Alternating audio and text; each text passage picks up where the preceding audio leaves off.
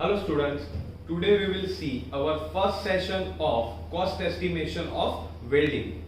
Today's our content is welding definition, then we will see classification of welding, after that we will see element of cost in welding, उसके बाद हम देखेंगे arc welding, gas welding, then we will see material cost in welding, labor cost in welding.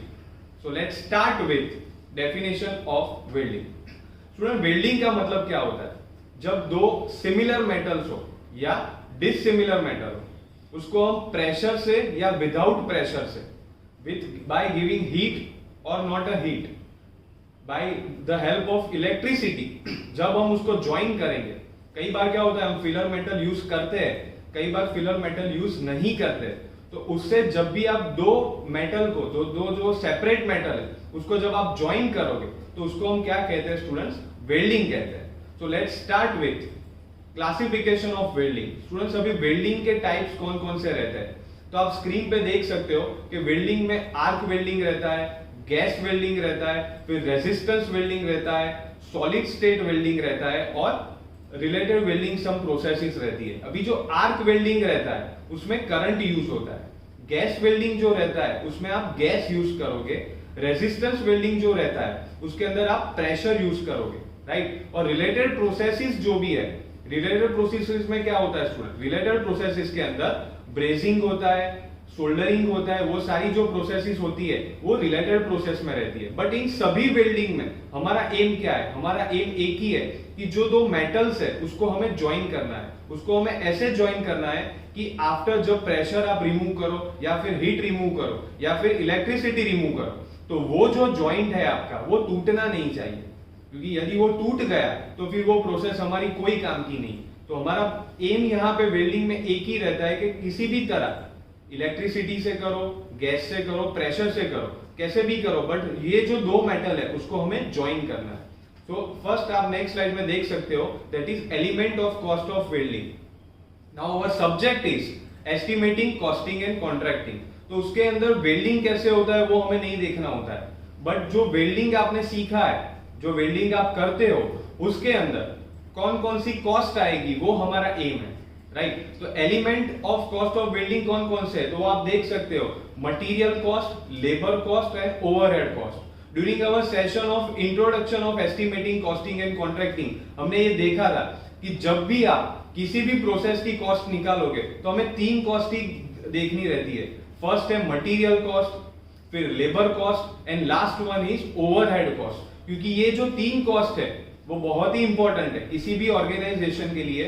जब ये तीन cost अगर वो निकाल ले तो वो बहुत ही इंपॉर्टेंट रहता है. उसमें भी हमने देखा था कि मटेरियल हो, लेबर हो या फिर ओवरहेड हो, उसमें हम कौन सी कॉस्ट गिनते हैं स्टूडेंट्स? उसके अंदर हम डायरेक्ट कॉस्ट जो है उसको ही कैलकुलेशन में लेंगे. मटेरियल जो है उसमें भी हम डायरेक्ट को गिनेंगे, लेबर जो है उसमें भी हम डायरेक्ट को गिनेंगे और ओवरहेड है उसमें भी हम डायरेक्ट कॉस्ट को ही कैलकुलेशन में लेंगे. तो these are the three cost: direct material cost, direct labour cost and other direct expense, that is ODE. तो उसको हम कैलकुलेशन में लेंगे when we want cost of estimation of welding. In our next slide यहां पे हम देखेंगे arc welding. क्योंकि स्टूडेंट्स हमें कौन कौन सी वेल्डिंग प्रोसेस की कॉस्टिंग निकालनी है? हमें दो वेल्डिंग है उसकी कॉस्ट निकालनी है. First one is arc welding.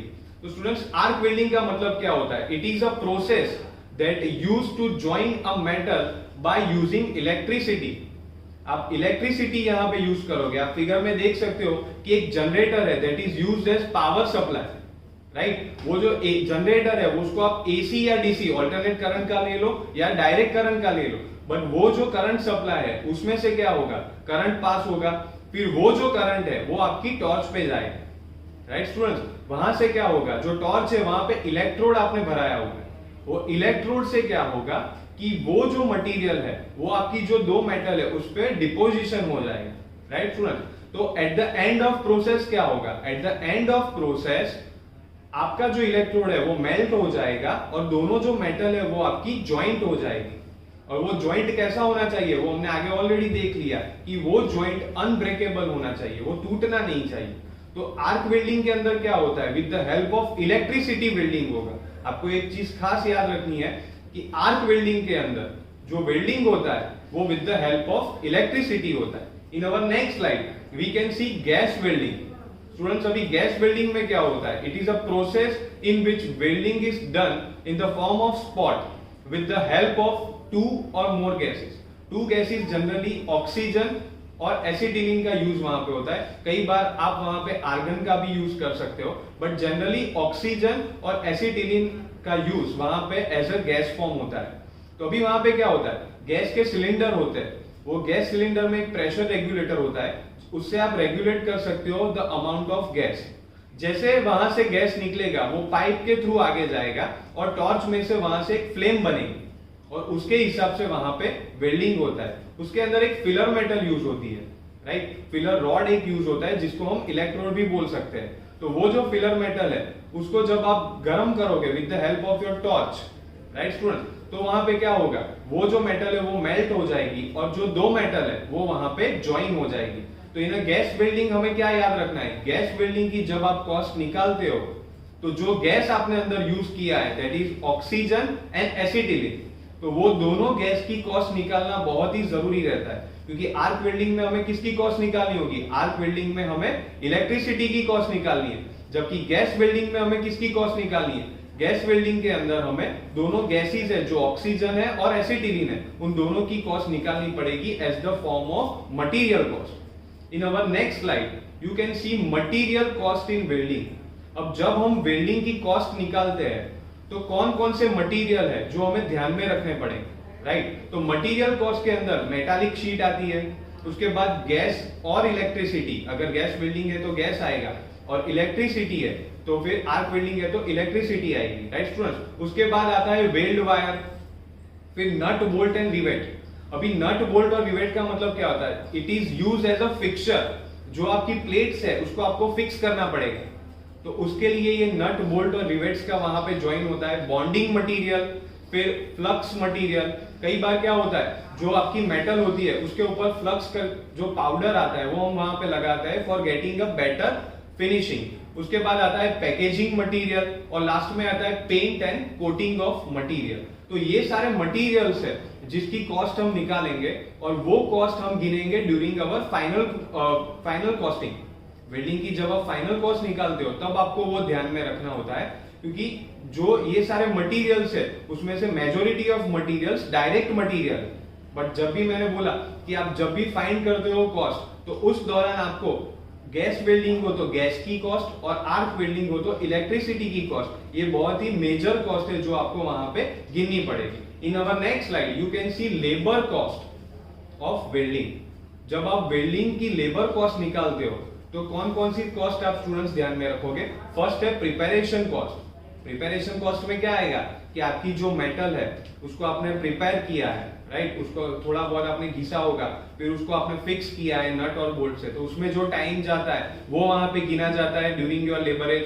उसके बाद सेटअप कॉस्ट आता है कि आपका जो पूरा वेल्डिंग मशीन है उसको आपने सेटअप किया है. उसके बाद आता है ऑपरेशनल कॉस्ट, मतलब कि जो वेल्डिंग होता है वो जो टाइम गिना जाएगा वो वहां पे गिना जाएगा. उसके बाद आएगा पोस्ट वेल्डिंग कॉस्ट. एक बार आपका जब वेल्डिंग डन हो गया तो उसके बाद जो भी प्रोसेसेस होती है, फिनिशिंग की जो प्रोसेसेस रहती है, जो उसके ऊपर थोड़ा बहुत बर जम गया होता है वो हमें निकालना पड़ता है. तो वो सारी जो कॉस्टिंग है वो कॉस्टिंग तो हम लेबर के फॉर्म में वहां पे गिनेंगे. मतलब कि आपके जो लेबर है वहां पे जो टाइम लेते हैं वो सारी costing during a labour costing वहां पे गिनी जाएगी.